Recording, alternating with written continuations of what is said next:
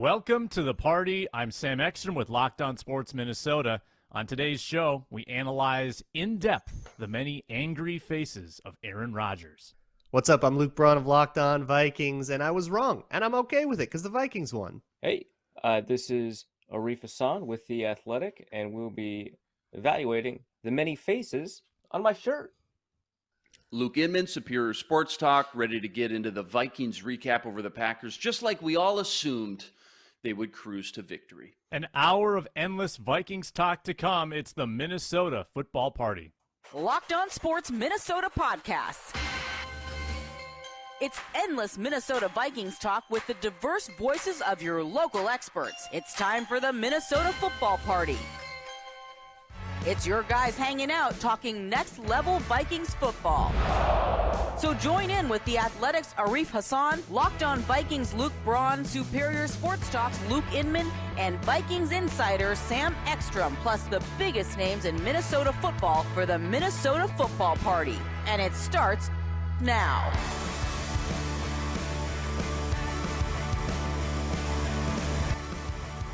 The Vikings are winners in Week 1. They take down the Green Bay Packers 23-7. We are going to rehash it in depth with Next Level Vikings talk for the next 60 minutes. I'm Sam Ekstrom, your host, at Sam Ekstrom on Twitter. Luke Inman of Superior Sports Talk, at Luke_Spinman. Dropping a Never Gonna Stop Us Now video on Twitter this morning. Luke Braun of Locked On Vikings postcast with yours truly, at Luke Braun NFL, and Arif Hasan of The Athletic, at Arif Hasan NFL. He was at the game yesterday, sitting about 3 seats down from me, and got to observe it from a bird's eye view. Guys, there's so much to get into in this game. Let's go around the horn, though, real quickly and just get out our initial takes on this massive Minnesota Vikings win. Biggest observation, Luke Inman, kick us off. What did you see yesterday? Well, we knew what we were going to get with JJ all over the field in that Cooper Cup role, and that was certainly the case. From ESPN Stats Info on Twitter, I know Kevin Seifert posted JJ's snap count Sunday, 42 snaps on the outside, 12 in the slot, 2 in the backfield, and 1 lined up at tight end. You just can't make it up. So the men in motion pre-snap, thing of beauty. The window dressing was incredible, almost putting the defense in a trance sometimes, not knowing who's going where, who's got who, really puts so much stress on that defensive communication, snap in and snap out. It was so vanilla all preseason, no starters during training camp. They didn't really unleash a lot from the playbook. I was just so impressed with how Kevin O'Connell handled that first game as a head coach. Yeah, it was a really clean debut. There were only a couple of procedural penalties that seemed like they were just had trouble getting like on and off the sideline, which is to be expected. First game for a new head coach. You're going to still have some kinks being worked out, less preseason than there used to be. But it was a much cleaner game than I expected. I thought we were going to see more of that. We saw a couple of coverage busts. I kind of thought we were going to see more of that. So the Vikings played a lot cleaner and are a lot further ahead than I thought they'd be, especially basically only using the 2 joint practices as a preseason. I was really impressed with that. Yeah, I mean, my primary takeaway was that I was correct about how they would use CJ Ham. Every other takeaway is kind of tertiary to that observation. But no, on top of that, I thought like how the defensive line played to me was extraordinary. They got a little bit of help, right, by, through the coverage and through the fact that the Packers were injured along the offensive line. But I just thought, generally speaking, having that front perform the way they did was an enormous sign of optimism for the season to come. Yeah, and leave a comment in the YouTube video below. What was your biggest takeaway from this game? I think mine is that when you can exit Week 1 having shown that you can beat a Super Bowl contender in that fashion, and not only that, but you can make that Super Bowl contender feel as uncertain and as vulnerable as the Vikings made the Packers feel, you're in a pretty good spot. And it's a 1 week at a time league. Things can change drastically after this. Now, the Packers will play the Bears. In all, likelihood, the Bears will come back to earth. The Packers will be favored in that game. Vikings have a really tough game next week, and the narrative could totally flip. but you exit week 1 having outplayed the Packers in all 3 phases, and Green Bay has many questions to answer. Aaron Rodgers does not have a safety net. That secondary is already ticked off about the way that they were deployed and about the game plan against Justin Jefferson. And now the Vikings get to sit with this tiebreaker in their back pocket for 16 weeks. You couldn't ask for a better outcome for the Minnesota Vikings, just in the grand scheme of things, in this division where it really is a 2-team battle. When you are one of those 2 teams, you are here, you're on cloud 9 after week 1, and the Packers are sinking into their feelings today. Granted, they bounced back from a pretty bad week 1 loss last year, I should say, and they did all right with 13 wins. Once again, it's Locked On Sports Minnesota. Make sure to subscribe to the YouTube channel or the podcast. Get all of our shows, Minnesota Football Party. So digging in a little more to the nitty-gritty of this game. Justin Jefferson, 9 catches, 184 yards. The records are going down, fellas, at some point. I mean, Sammy White's record is held up for a long time, 210 yards, regular season single-game mark. That's going to go down someday. Anthony Carter's 227. That's going to go down someday. If they ever need to use Justin Jefferson, like against a bad secondary for full 4 quarters and not take their foot off the gas, it's going to happen. Justin Jefferson, Luke Braun, your thoughts on his magnificent performance and what enabled it to happen?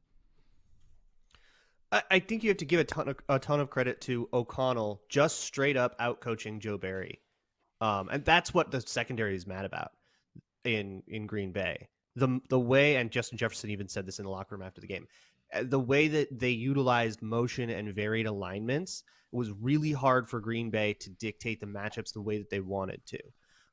Compare that to like Zimmer would always allow the offense to dictate the matchups. They would play sides. Your corner is here. You put whoever, here's Cam Dansel. You put whoever you want on him.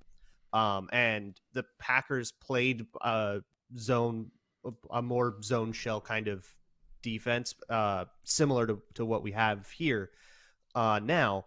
And they didn't have Jair Alexander's shadow Justin Jefferson. And that meant that if you line up Justin Jefferson somewhere and then motion him away to the other side of the formation, it was really hard for Green Bay not to end up accidentally having Quay Walker one-on-one with Justin Jefferson. They had Preston Smith on him once.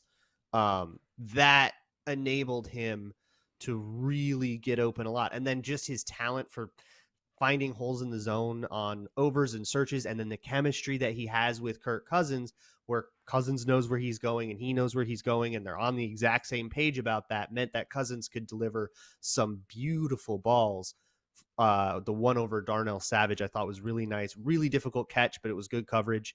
And even the wide open ones were good passes that could catch him in stride enough for him to go get more yards after the catch.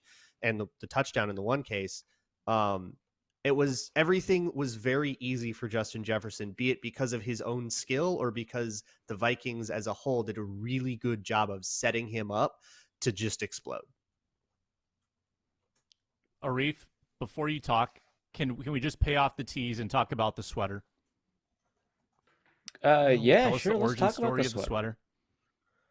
Well, there's not much of a story. I mean, my name is Arif, and that rhymes with wreath. And so on my other podcast, there you go. Thank you, Matt. On my other podcast, we discussed merch. People decided that we needed a Christmas special piece of merch, and I figured anytime the Vikings beat the Packers, it is Christmas. So yeah, there is your Arif sweater available at norsecode.threadless.com. The other way this could have gone, though, is you could have put your face on Riley Reif's body, sort of a Photoshop deal, and that would have also served. Yeah, but how long was he going to be on the team, right? It turns out not very long. Christmas wreaths are forever. So 4 years. He was on the team for 4 years. Yeah, well, I didn't know that when we started off we had no idea, right? It's always dangerous to attach yourself to a player on a team. If anybody could be so kind as to email me Luke Braun's address, I know that he is too embarrassed to ask for. Please do not. One of these sweaters, and so if somebody could just kind of get it out of the way and overcome his embarrassment, I would love to send a gift. I do not want this. I want it on the record that I do not want this. It's okay. Opening Louis our- is Do a not safe give my place. address to Arif. You can admit it. It's okay. You're in the It's nest. just a lawsuit It's okay. staring Just us I in will the not face feel here. safe. Don't worry about it. It's Luke is just being a Minnesotan, and it's difficult for Minnesotans sometimes to accept gifts or compliments. So Please Justin do not Jefferson, give my address to the person who creatively threatens me almost daily. I don't know what you're talking about. So Justin Jefferson not only had a wonderful day, I thought that Luke's right about kind of the ability to create matchups. It actually did remind me a little bit of the way Sean McVay manipulated the Mike Zimmer defense back in, was it 2018? Where they would just find ways to line up like Robert Woods on Anthony Barr, and just kind of exploit the coverage rules that were in place that made it much more difficult for Anthony Barr to do his job well, because Barr was having a really great year, but that is kind of the indelible memory burned into the minds of Vikings fans about Barr and coverage. It's because they were able to get all these great matchups. And so the ability to use motion and create matchups against Preston Smith, Quay Walker, finding him up against Eric Stokes, who didn't have a very good game, putting up against the safeties, Darnell Savage, Adrian Amos. That's just a bad matchup, and just finding ways to, either force the Packers into quarters and attack those safeties, or force the Packers in their kind of more unusual looks to put linebackers over Justin Jefferson. That was a big part of it, and those linebacker looks were, 8-9 yard chunks. They were not like enormous big gains, because otherwise the safety would have picked them up. But it was just, a free 9 yards. Like, why wouldn't you go after it? So I thought that was good. One thing that kind of stood out to me was after the game, Kevin O'Connell talked about every other player on the offense is just kind of being there to enable Justin Jefferson, right? It's like, they're nice complimentary pieces. You'll throw them the ball sometimes in between Justin Jefferson targets. Like, you're marking time as if it's just a highlight. Thanks, Matt. Just a highlight of Justin Jefferson plays, and then everything else in between is like filler or B plot. Yeah, I thought that was just touching on interesting, that. Again, all that pre-snap motion defensively. Just think about it. In the heat of the moment, face of the fire, all those guys are running on off the field, subbing in and out. So tough to keep all 11 guys on the same page every single snap. So again, just a tremendous game plan by KOC. And Jair Alexander, Braun touched on it. He stayed politically correct, as we should say, in the post-game locker press conference. But, he was PO'd, man. He was not happy, and he wanted to be shadowing JJ all game long. Now the big question is moving forward. After what you just put on tape for the rest of the NFL to see and game plan against, now what's the chess match look like moving forward? Thielen and KJ are going to get more involved, along with Irv. He continues to get his legs back. I think he played 19 snaps. And even Dalvin in the passing game, too. Try to balance this entire unit out for opposing defenses. Really interested now to see how Philly game plans against JJ and just tries to limit the number of open looks he'll get. Gotta think they're going to do everything they can to try to take him out of the game now after that performance we just saw.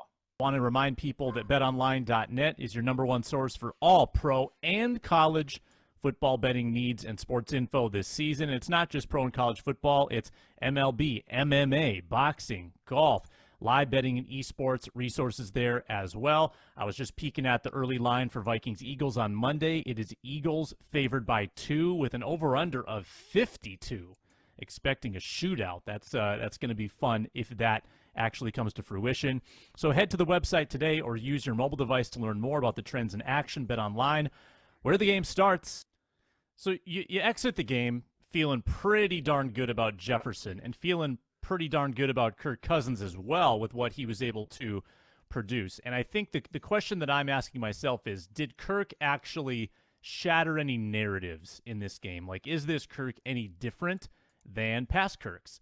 And I think the answer is still no. And that's okay. It was a really efficient performance. He made the throws he needed to make. But then I looked at Next Gen this morning. Kirk Cousins, third lowest air yards of the week, or intended air yards, I should say. Fourth lowest air yards to the sticks. Sixth lowest aggressiveness percentage. And when he did go downfield, he went downfield generally because Justin Jefferson was wide open with like 10 yards of separation. The only quote-unquote risky throw I can recall was the fourth quarter throw, kind of a YOLO ball where Justin Jefferson went up high and got it for 21 yards. I'm not sure Kirk was any different in this game, but I think The play calling was different, and it was better, and it was more creative. And that's probably the path for this team, that Kevin O'Connell is the difference. And they've said they don't expect major strides from Kirk. Kirk has said, I don't expect anything different from myself. So I think we saw that manifested. We saw that the difference between maybe a pretty disappointing offensive performance and a nice workmanlike 23 points on the board and a comfortable win, Kevin O'Connell was a difference maker in that game. Would you agree with that, Arif? Yeah, I think so. I think with entirely everything you said, I recall a number of times where Adam Thielen was deep downfield, he was wide open, and there was no target. In fact, Kirk seemed to be reading high to low, like Wes Phillips had described the offense, which most offenses are high to low, but it's kind of interesting that Wes described that as a bit of a change for Kirk. And we saw, Thielen's wide open on a corner route. Now, sometimes, a receiver 20, 30 yards downfield can look open. By the time the ball arrives, it'll be a contested catch. But, Kirk has made those throws before. In fact, the corner route isn't his best throw. And so I was really surprised that, he didn't take some of those open shots downfield. And so it does seem like we've got a fairly similar Kirk Cousins that he'd much rather take, an easier check down. I remember seeing the average depth of target after the game was over, and seeing, like what you said, Sam, that it was just not all that much deep downfield stuff, that was very kind of shallow. And a lot of that doesn't have to do with design, right? Because, there's a couple of screens here. There's a couple of, short overall routes here. But, that was a decision that Kirk made. It's all he needed to do in this game. But there's nothing that we've seen that tells us that he's going to change. Now, mind you, he wasn't tested in some of the ways that we want to see him tested. He didn't have to perform in, a fourth quarter 2-minute drill or anything like that. And so, that's a blessing, right? Because, having fewer of those because you're winning is always going to be good. But at some point during the season, that's going to come up. And we're going to want to see, Cousins execute in a 2-minute drill when, the chips are down, they're down by like 6 points, they need a touchdown to win. So, I don't think we saw a different Kirk, but I think that we saw ways to enable players like Justin Jefferson get wide open.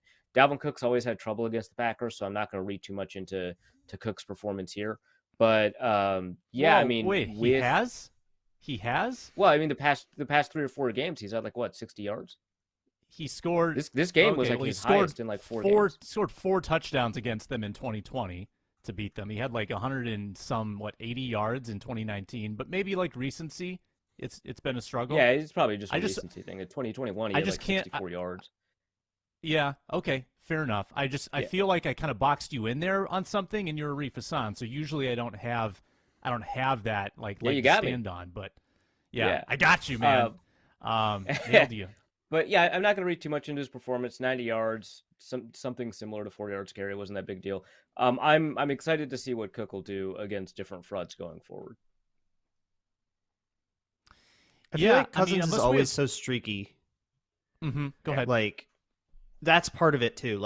If this is truly a better Cousins game, and I think what you guys said, there might be some hidden stuff that isn't as good as it looked on the surface from the TV side. But even if it is, the whole deal with Kirk Cousins is that can he do it 17 times in a season and keep that up? And so for the original question, is this a new Kirk Cousins? I don't know. Ask me when he's done this 5-6 weeks in a row. And if the offense remains that explosive, then yeah, but part of the issue is that consistency. Yeah, not much to add there with Kirk. I think you all kind of hit the nail on the head. It's he kind of lulls you to sleep, I guess, with a clean pocket. He's just so accurate. But as far as changing any of the narratives, Sam, you ripped out some. Those were pretty weak next-gen stats. He, aggressive to conservative scale. The needle always starts to lean a little bit more towards conservatives. And I think Luke's right. You got to see consistently. Arif's right. You got to see the 2-minute drive at the end of the game with the bright lights. Monday night will be a great test, litmus test against that Eagles defense. But KOC ultimately, I think, was the X factor Sunday. He looked prepared for the big stage. The moment wasn't too big. I think he got the game ball from Kirk Cousins in the locker room. I know he was just the 5th coach in Vikings history to win his debut. And I think going in, we all kind of had our own set expectations what to expect from him as a whole in 2022, but I don't think any of us knew exactly what we were going to get in his very first game, especially against the Packers. So many different variables at play, tough opponent to manage against. All offseason, again, we didn't really get to peek into the playbook too much. So I think it was just really hard for all of us to predict what we were going to get from him Sunday. We know there's no easy games in the NFL. KOC I thought he looked prepared and even-keeled.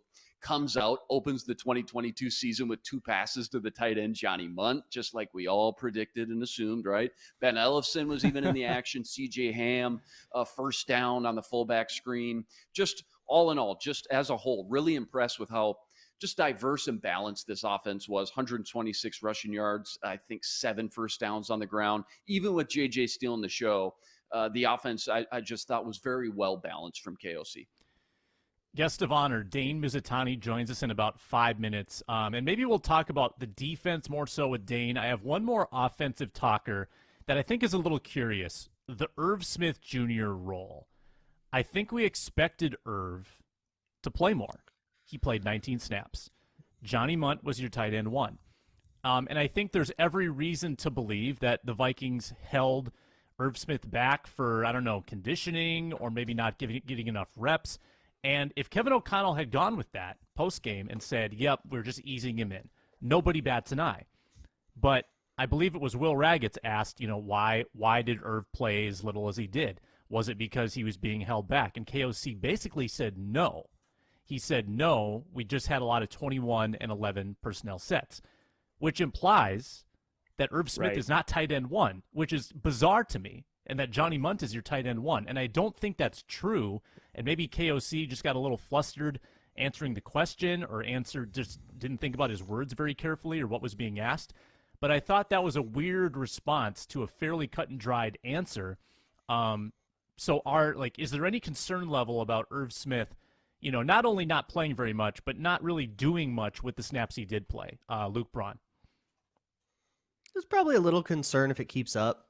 But I do want to see what happens when he gets a little bit more up to speed. Didn't have a whole camp. He hasn't been up at, game speed since 2020, really.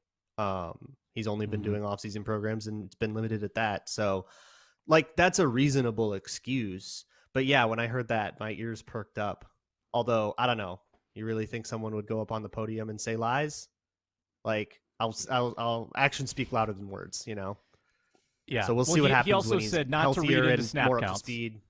Yeah. He basically opened the presser with that. Yeah. Yeah, I will say this too. It's not a bad thing to have a few, trump cards in your back pocket. So Kene Nwangwu was not used at all. But I could see him having a game where he just is a huge part of the game plan. And the same with Irv Smith. Irv Smith could be deployed in a much different role against Philadelphia. And I guess if I'm okay with a custom game plan, Luke Inman, every week, based on your opponent, if you're going to use guys differently to fit your strengths that week, I'm okay with that style of coaching. Whereas I feel like in the past, you kind of had your guys and you had their roles and you weren't really going to fluctuate much from that. And this coaching staff might be just a little more adaptable when it comes to how guys are being used. Oh, absolutely. No, 100% agree with you. I think, the best coaches do adapt to their current opponent week in, week out. The NFL is all about finding that one mismatch out on the field at any given time, any given play. And you don't want to show all your cards in the week 1 in the home opener, right? So, whether it be Irv Smith or, again, starting to see a little bit more, KJ Osborne, I'm sure they'll sprinkle in some Jalen Reagor here in a little bit, a couple weeks down the road. I think this was a good game plan to open up. And you want to force, these defenses to – they're not going to switch it up until they can prove that they can stop it. All week leading into this game, I said, well, if I was the Packers, I'm just going to run the ball down the Vikings' throat until they prove to me that they can stop the run. And I think vice versa, that's what KOC did with Justin Jefferson on the other side of the ball. And until teams can, prove and go out there and show that they can consistently find ways to cover him and at least contain him, you're probably going to see a lot more JJ until, proven otherwise. Dane Mizutani around the corner. We're also going to do a 4-minute drill where we talk about our favorite thing from KOC in this game. Let's get started on the defensive conversation. your most favorite thing, Arif Hasan, that you saw from the defense yesterday? You got one. You can pick one thing. It's pass rush, athleticism, the health of Danielle Hunter and Za'Darius Smith, and the burst that they showed coming off of the edge to disrupt the pocket, create a couple of sacks. I thought that was really fun. Let's bring Dane Mizutani into this conversation because I know he'll have takes on the defense as well as the special teams, because Dane has, and I think we all do, have a little bit of a man crush on Matt Daniels, the special teams coordinator.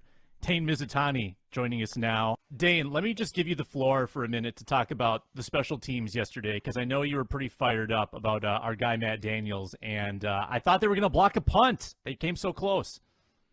They came close like 2 or 3 times. And, I mean, with the intensity that Matt Daniels shows on a weekly basis, I think it's only a matter of time before they get a hold of one.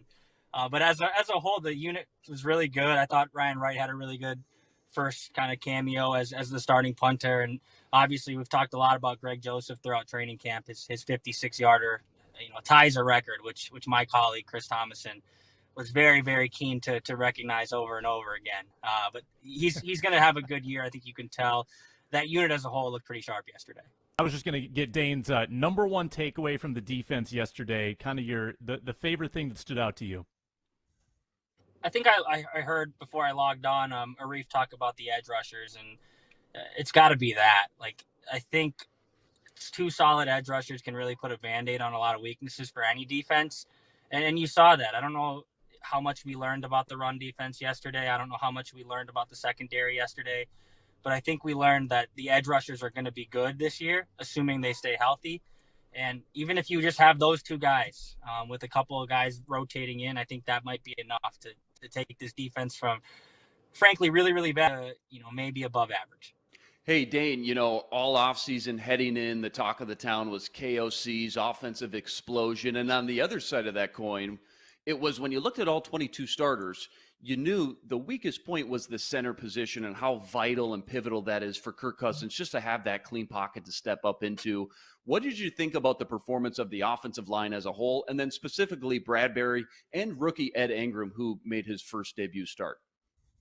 Yeah, I thought it was touch and go a little bit at times early. I thought we saw Ed Ingram really struggle with Kenny Clark early in the game, and that's to be expected. It's Kenny Clark, one of the best in the league, going against a kid, frankly, playing in his first game against real NFL players, having just basically played against second and third stringers throughout the preseason. So I think early on, it maybe conjured up memories of the past seasons where is this interior line just going to blow everything up? Is the offense not going to be able to function because Kirk has no time? I think as the game progressed, you saw the pockets open up. I think Kirk did a good job navigating the pocket. I think everyone has kind of talked about the 64-yard pass and how he bought that extra second by stepping up. And it seems like such a simple thing for an NFL quarterback to do. But he hadn't done it a lot throughout his tenure with the Vikings. Kirk Cousins, I'm talking about. I think the pocket itself was pretty clean. And I think as a whole, that is a testament to guys like Garrett Bradbury, Ed Ingram, Ezra Cleveland at the left guard spot, stepping up and playing well. We'll see how this kind of transpires over the course of a full season. But I think early returns are better than last year, which is a great improvement. Dane, what's the most irresponsible thing you're willing to extrapolate from this game? Jefferson's going to go for 3,000 yards. Screw 2,000. He's going. Yes. No, but all jokes aside, I mean, he's got. I think it's maybe a little irresponsible to extrapolate that he's going to go for 2,000 to become the first receiver to do it in NFL history. I'm close to going there. I think if he's doing it, it's him. If there's an offense that's designed to make a playmaker like him get to that big number, I think it's this offense with KOC running the show. Tremendous game yesterday. I don't think we can talk enough about Justin Jefferson. It's going to be like the home run race in '98 between McGuire and Sosa. It's going to be like Kupp and Jefferson going back and forth trying to get to 2,000 to see who gets there first. Can we learn anything from this first game? I mean, we know the Packers have come out weak in week 1 for 3 consecutive years. It's kind of difficult to pin anything on this Packers team. What is it about the Vikings that we can confidently say about their level of quality after 1 week, knowing that the NFL always lives in small sample sizes? Yeah, I think we can confidently say this team has some joy again. I think that's maybe the one thing we can take away firmly from week one. I don't think Justin Jefferson's necessarily going to go nuclear every week. I don't think Kirk Cousins is going to look so comfortable in the pocket every single week. I'm not sure Za'Darius Smith and Danielle Hunter are going to wreak havoc on the opposing quarterback every single week. But I know by the 2021 season, the team frankly looked like they hated being there. I think there was just watching the team was joyless. And I think right now we can take away and firmly say, like, they're going to be fun. Like, they're going to be fun to tune into. I think the team itself is going to have a little bit more joy when they come to the practice facility or the field or wherever, what opposing stadium they're in on game day. There's a FedEx truck driving by in the background.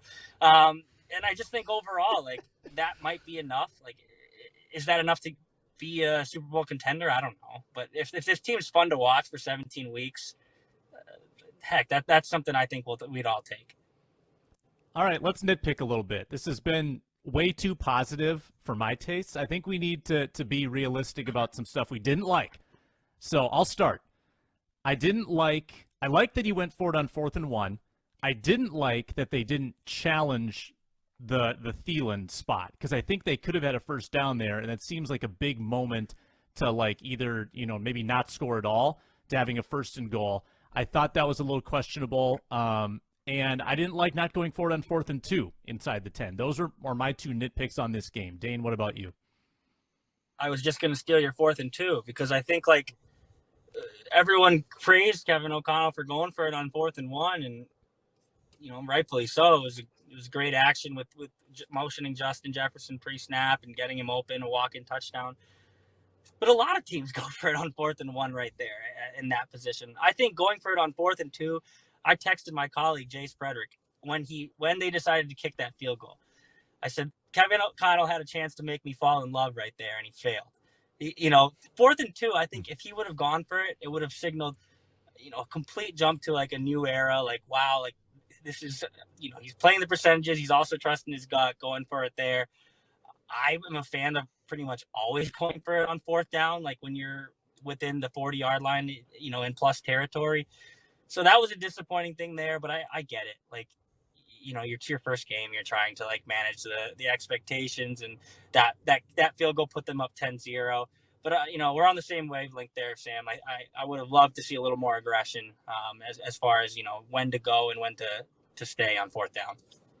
Other nitpicks, guys. Arif Hasan, I know you're sitting on one. You know me so well. No, I mean, aside from the stuff that we discussed earlier about Kirk declining some deep options for non-Jefferson receivers, why we're on those routes if you're never going to throw them, I think, like, defensively, I want to see more from that secondary. Obviously, Harrison Smith gets a bit of a pass, and he did well, not just on that pick, but on a number of other players.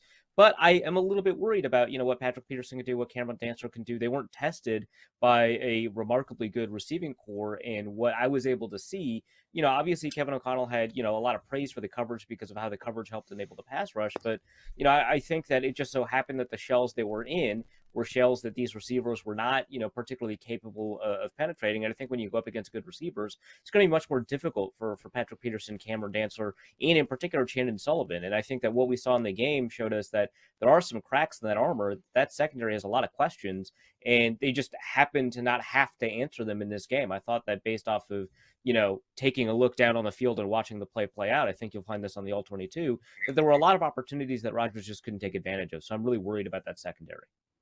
No, I'm with Arif. I was going to say cornerbacks as well. And you saw at the first play of the Packers opening series, Christian Watson blows past by Patrick Peterson. Should have been a 75-yard touchdown. After that, things were never really the same for the Packers, but you assume more times than not that that's going to go for 7 points, and that game is going to look completely different. So we all kind of held our breath all offseason. What Patrick Peterson are we going to get? We're going to assume that he's still a tick slower, even from last year. And if he's your number one corner, again, you're your secondary is only going to be as good as your number one corner. Feels like, again, he's just kind of average right now at best at this point in his career. Cam Dantzler, like Arif said, maybe wasn't tested a ton. But then you start to get into depth, because in the NFL, we know you got to have 3, if not 4 good cornerbacks. Andrew Booth Jr., how long's he going to be out? Are they going to have to rely on a Caleb Evans? Maybe it's Lewis Seen who jumps into that second safety spot, and they move Cam Bynum into a cornerback, maybe inside nickel cornerback role situation. I thought Chandon Sullivan did all right, considering when he was tested and how little he was tested. But all in all, the secondary, if anything, if we're getting nitpicky, Sam, the secondary concerns me just a little bit. Cornerback specifically, though. Dane, in closing, how bad does the NFC look right now, and how much better does that make the Vikings' path to a playoff run look just after week 1? Overreacting a bit, but just the NFC West and the Cowboys looking terrible, losing Dak, the South not exactly flexing its muscles either. This conference is absolutely there for the taking. I did kind of a breakdown of the schedule just before the year started, and it looked like, that Dallas game, I kind of picked a loss for the Vikings. Who knows now? It's just like you look at the schedule game by game and how weak the NFC looked. I think it's not an overreaction to say the Vikings were the best looking team in the NFC this week. The sample in the NFC that played yesterday was pretty unremarkable, and Green Bay obviously included.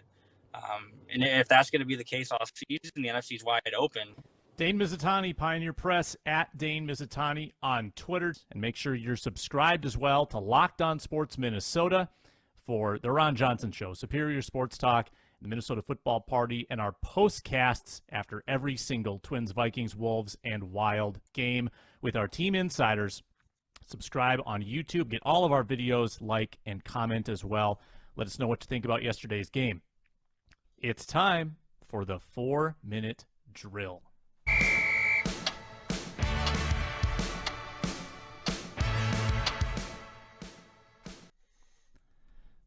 I'm asking you guys for like a lot of bests, superlatives. What was the best thing that happened yesterday? And in this case, in the 4-minute drill, I want you to tell me the best thing you saw from Kevin O'Connell. You get 1 minute to plead your case. We'll go around the horn for a total of 4 minutes, and we'll start with Luke Inman. Yeah, just kind of reiterating what I already touched on before. The pre-snap motion, the window dressing, I thought was phenomenal. But you got to consider, too, again, just the big stage, his first game ever as an NFL head coach. A lot of pressure, a lot of different variables going on, opening the season against the border rival Packers. I just thought, he looked prepared. The moment wasn't too big. Again, I mentioned Kirk got him the game ball in the locker room.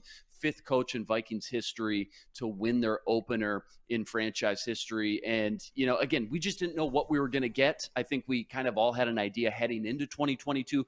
But week 1, we kind of all put our hands up in the air and shrugged and said, well, I would assume it'd be this, a lot of 11 personnel, get JJ the ball, try to have it was a good, balanced, well-rounded attack on offense. Dalvin didn't bust out and break that long one, but I thought Madison was a good change of pace. They had 7 first downs on the ground. Madison looked really good as far as just the change of pace, the style of running from Dalvin. Again, he got some tight ends involved as well. And that's a minute. Yeah.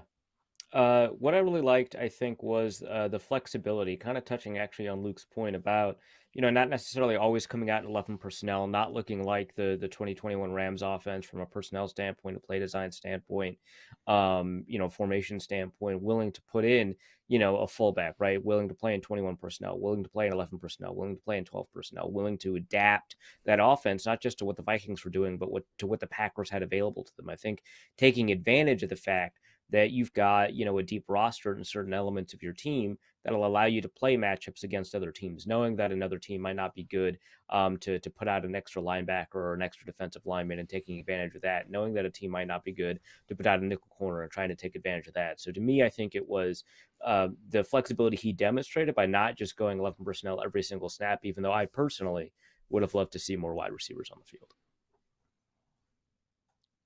You left 3 seconds for me. It was 67%, I think.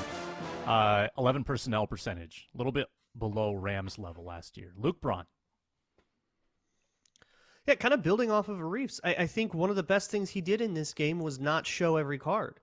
beating up a good team like the Packers usually should take everything you kind of have, but they really just did the Justin Jefferson game plan, and that's a great game plan, and that can probably work in other games, but there are going to be games where maybe you don't think it's the best one, and you have to come out with something else, and whatever team that is, they don't get to see what Kevin O'Connell's plan for them is. They could use more 12 personnel. They could do a more physical game plan with more straight up and down running. There's a lot of other ways that the Vikings could approach a game. They have the talent to do it, and they didn't have to show it against the Packers because Jefferson could just sort of beat them by himself with everybody else playing a supporting role, like we said. And that means that as the season wears on, you're not going to be, out of ammo right away. You have some other cards to play. Yeah, well stated there, Luke. I think my favorite thing was the opening script. I love how it set the tone. I loved the run-pass balance. 8 passes, 2 runs. You passed to set up the run, fellas, and the Vikings passed early yesterday, and I felt like it legitimately opened things up for Dalvin Cook later in the game.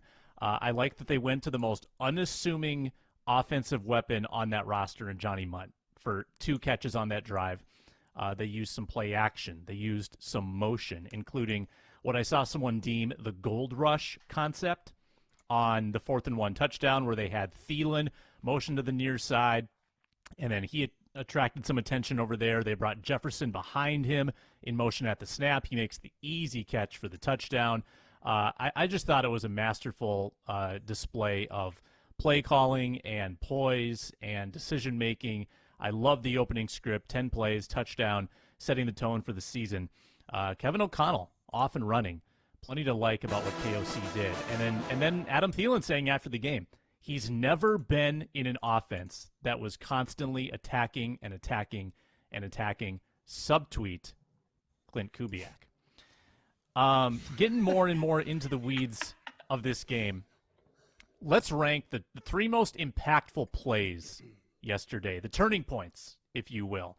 And I think you go in a lot of different directions, and not the least of which the drop touchdown by Christian Watson. Luke talked about it yesterday. I mean, think of the butterfly effect. If that play gets completed, does it change not only the game flow, but does it change Aaron Rodgers' confidence to go back to those wide receivers? Because it seemed like, just out of principle, Rodgers was boycotting his wide receivers for like 2 drives after that. He would only throw to tight ends and running backs in the flat. So I would easily put that play in the top 3 yesterday, just based on, I mean, think of the expected points swing with that drop versus if that's completed. No, I'm with you. I think that's the A topic. I think that's the number 1 play. I think you're right. Rodgers' body language, the death stares to the sideline to LaFleur were killing me. I mean, just after that, it just never seemed to get going. And I think that really would have changed the game by far the most. What do we got up here? Aaron Rodgers giving Justin Jefferson his flowers. Yeah, best player in the game today. Rodgers came out and said afterwards. That's number 1. Jealousy. I think the goal line stand was number 2. And then number 3, you could go a bevy of different way. You go the Harrison Smith interception, Justin Jefferson long touchdown would probably both be up there for, 3A, 3B, something like that. But without a doubt, I think Christian Watson pulls that down first play of the Packers opening series. The rest of the game flow from there on out is completely different. I think it's hard to beat that Christian Watson one just because there was it was the first play of the game, right? There was so much left of the game to happen that, how that would have changed things, I think would have changed the tenor of the game, whether or not there would be a pallor over the building, right? It would have an impact on how the home field crowd would have responded, which if you're a crowd noise guy, I think that sounds like pretty important. But the 4th and goal, I think is up there both on the Vikings side offensively and the Vikings side defensively in terms of their ability to, prevent that touchdown. But to me, I'm going to pick probably the most fun one instead of probably the most important one in terms of the impact it has on the rest of the game. It's that 36-yard touchdown for Jefferson, right? Just like how casual it was for him to get those final 6 yards, right? To just dance it in. after he could have just gone out. Like, I mean, Kirk did say right after the game, like, yeah, a lot of players, would go out at the 3 or the 1, not because, they're lazy or anything like that, but because, you've basically set up what you need to set up. And it's really hard to get the body control you need to do it looks so casual to him to get that touchdown. And I know, given the angles that he was working with, given how close that sideline was, just players don't do that. That is like video game NCAA like BS, right? That like really ticks you off. It was incredible the way that he had gotten those final 6 yards or whatever to get that touchdown. It looked like it was nothing to him, but it required extraordinary amounts of body control. It required extraordinary amounts of athleticism, and it was just really just fun to see. It was my favorite play of the game. Yeah, Sam Darnold seeing ghosts out there. He turned around and he was expecting, 1, 2, maybe even more defenders there. And he's like, well, he'll probably never see that again. But yeah, that was outstanding. Glad you called that one out. Yeah, I posted the quote that Kirk had about that play on Locked On Sports Minnesota YouTube on the shorts. It's a really good quote because Kirk goes back to Jefferson's first touchdown and says it looked a lot like that with the way he finished the play. I thought you were going to go this direction, Arif, for the most fun play. It's when Ryan Wright took a guy's soul and straight up karate kidded him and drew a penalty on the play. How good was that? That's true.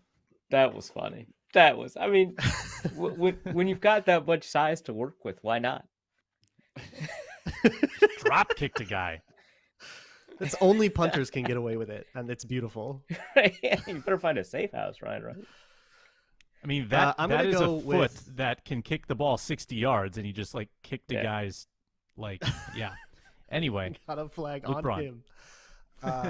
I'm not going to go with the Christian Watson one because they still converted that series, and they almost scored a touchdown. For me, the number one is the goal line stand, because I do think that game feels a lot different if that Christian Watson drop happens, and then they go back to the sideline and they go, it's okay, we scored a touchdown anyways, but they didn't. That feels like the most meaningful thing to me. And then number two is the 36-yard Jefferson touchdown. Just felt like a total punch to the gut and just cemented, like, no, there's one team here that is ready to play and there's one team here that isn't. And then for the third one, I'm going to bring up a new play.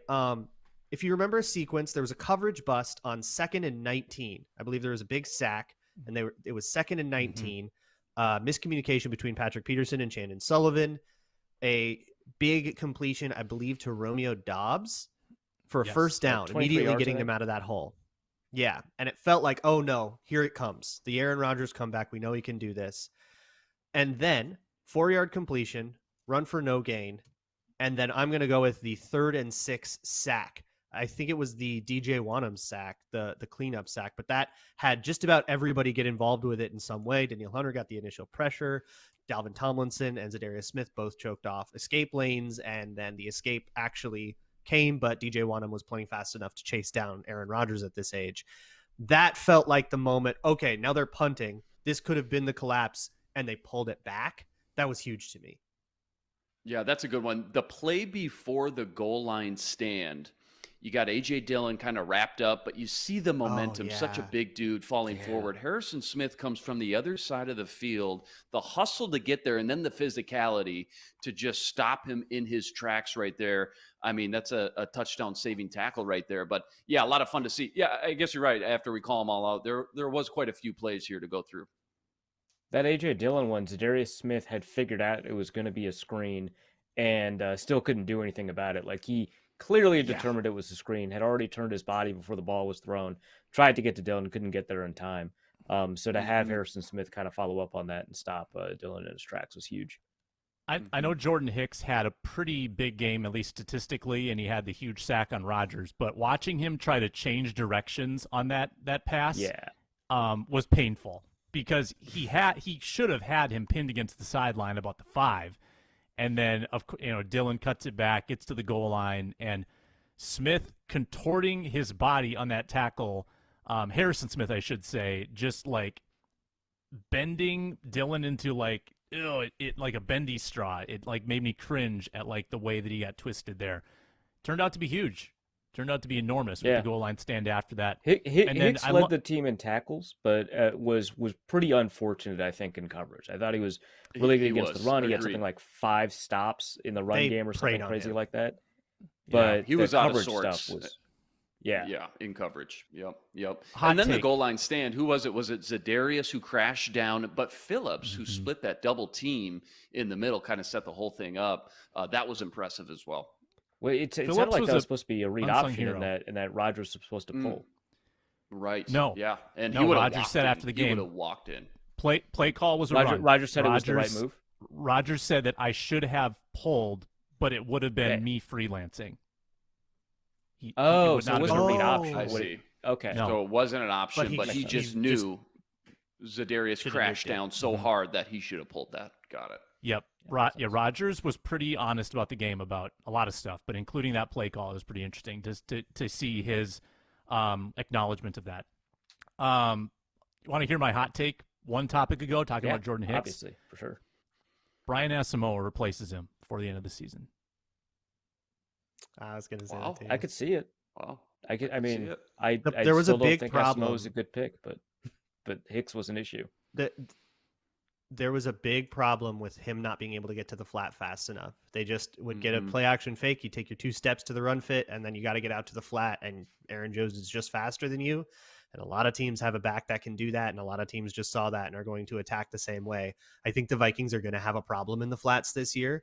And I think maybe defensively, that's just something that they take in exchange for having better coverage versus deep and explosive plays and stuff. Maybe they're just okay with that. But whenever Asamoah is ready to know where he's supposed to run and have a little bit more consistency and gap integrity and all that stuff, I think he replaces Jordan Hicks. I was going to say before the end of the contract, so maybe not like next year, but honestly, if he's playing by December, my jaw wouldn't hit the floor.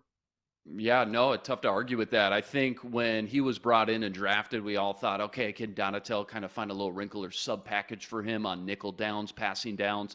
Just makes even more sense now seeing Hicks struggle in those passing situations, and then more so excel. His one strength that he still has maybe is tackling. So you see over the next few weeks or middle of the season, later in the season, the transition being Hicks on first, maybe second down, and Asamoah a lot in those obvious passing situations. But yeah, that wouldn't shock me either. That's a good call. Yeah, I don't know if they trade Hicks like Gerald Hodges style when Eric Kendricks came up, but I could definitely see Asamoah getting more and more time. Let's quickly visit our bets. Remember the contest we started last Thursday. We get a $1,000 mythical bankroll. Max bet $100 in week 1. We each made a pick against the spread and an over-under, and it did not go great. Arif, you got the first pick, and therefore you got the win on the Ravens. We all wanted that Ravens game. You got it, and you got the win. You lost on Eagles-Lions under, and boy, did you ever lose. You should lose extra money for how far off. Yeah, you lost. I wouldn't say that. I just take all his money.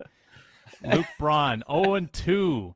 And time to give you some grief. You bet on the Packers. Full 100. Yep. Get my ass. Yep. Reverse jinx, though. You got us the Vikings W. So, I mean, emotional that's hedge. the move. That was huge. Yep. It was an emotional hedge. Not checkers. It's not the first time I've reverse jinxed the Vikings into something good. I love it. Sure. Inman, you almost went 2-0 if the Jags had hung on there. But Carson Wentz is just undeniable down the stretch. Wentz hit Dotson right at the end, like $1.30 left. Jags were struggling the first half, and then they came back. And but yeah, Wentz too much for the Jaguars. Yeah, that one hurt. And Baker battled to get me a push until Cade York from 58 yards crushed my heart. So I lost on the Panthers, and I've still got the Broncos-Seahawks under tonight to try to go 1-1. So nobody excelling. Luke Braun is in the cellar, and I'm trying to tie up Arif and Luke with a win tonight. So that's where that's at. We'll have new bets on Thursday and an update on the bankroll. Let's end the show as we typically do with party fouls, and we start arbitrarily with Luke Braun.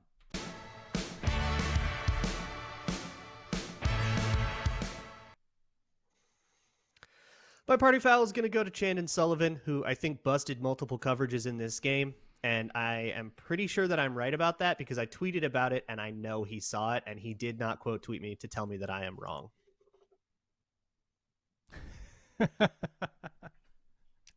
Someone had you a better bad communicate. Camp. Don't know who. That's the problem with name searching is once people know that you do it, the absence of a name search is informative.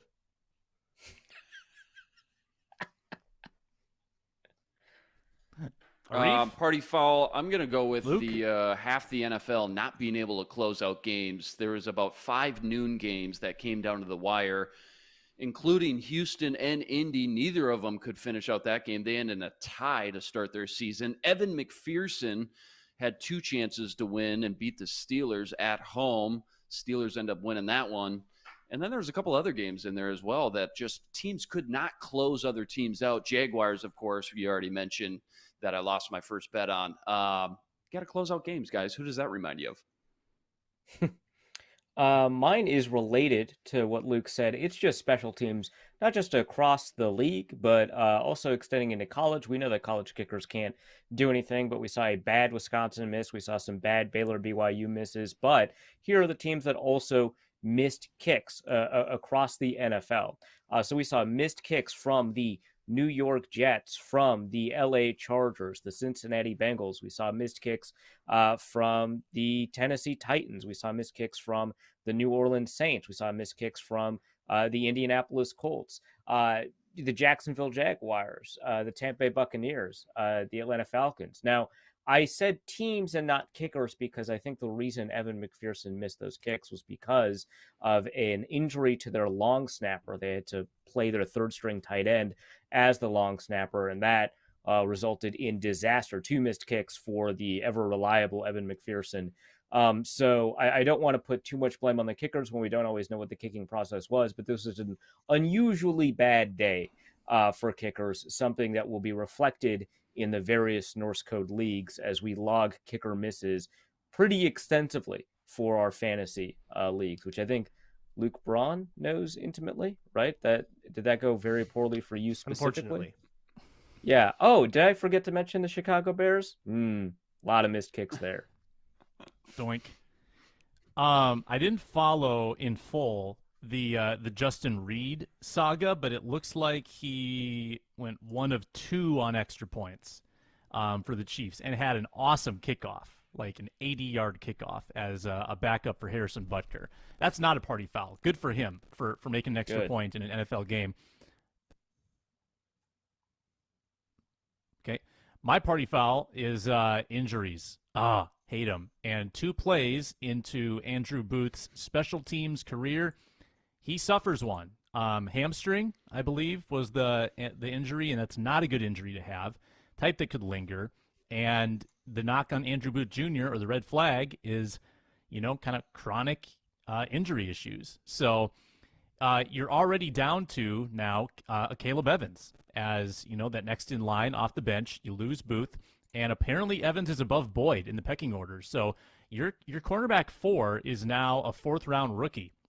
And props to Evans for being there, but that is probably a depth concern for the Vikings. So injury to Seen, injury to Booth, not great for the Vikings rookies. I'm just curious, as I mentioned, I wonder if once Seen comes back, hopefully it sounds like he'll be back next week, how much they try to get all 3 of those safeties on the field at the same time. And do they move Cam Bynum? Would it be outside corner or inside corner? I know you guys were covering the team a lot more than me at TCO during training camp. When they did have those 3 safety looks, was it just Seen way in the box and then Bynum and Harry, kind of your 2 cover center fielders? Or did you see some Bynum actually inside at cornerback? I think that rotates. Not a lot, but I wouldn't pretend to say that I actually saw a lot of 3 safety looks. I mean, it was pretty sparingly that they actually revealed that. I don't know if Arif, you saw more than I did, but I don't think we really know what it looks like yet. There was a 4th it more down. appeared in camp practices than in the preseason or even in joint practices. Yeah. It was definitely something that appeared when the 1s versus 2s would show up. Who's the backup if Chandon were to miss reps right now? I think it's Bynum. Honestly, I think it's I Bynum. think it's Bynum, yeah. I think so, yeah. And I thought Bynum had a good game yesterday. I haven't seen the PFF grades yet, probably out here soon, but I got to think he was in the top 3, 4, 5 defenders on that team yesterday. He was around a lot of plays in a positive way. I'd like to thank Dane Mizutani for joining, Pioneer Press, Luke Inman at Luke_Spinman, Superior Sports Talk with Reggie Wilson. Arif Hasan covers the Vikings for The Athletic at Arif Hasan NFL, and Luke Braun, daily Locked On Vikings and the Locked On Vikings postcast with me. He's at Luke Braun NFL. Comment on this video. Let us know what you think about the Vikings' performance. Make sure you're subscribed to Locked On Sports Minnesota on YouTube or wherever you get your podcasts. We are free and available. It's endless Vikings talk with local experts Mondays and Thursdays. We will preview Philadelphia and talk about much more Vikings-Packers on Thursday on the Minnesota Football Party. I'm Sam Ekstrom. So long.